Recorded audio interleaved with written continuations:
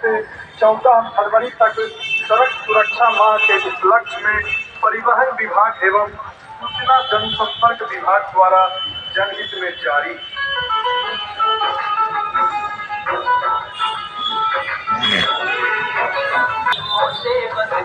जाओ सीधा गाड़ी चाबी दो, जाओ गोपाल साहब को फोन करो। मैं ना मनीष साहब हो गया अपनी टीम के साथ हम लोग मिथिला समाचार।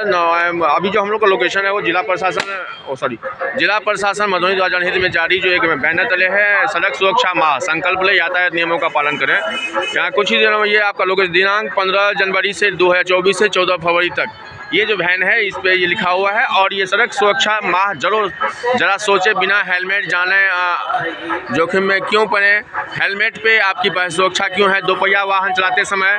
मेरा नाम मनीषा हो गया। सड़क सुरक्षा सप्ताह के तहत जो है सो ये जो वैन है वो रेडी है, हरी झंडी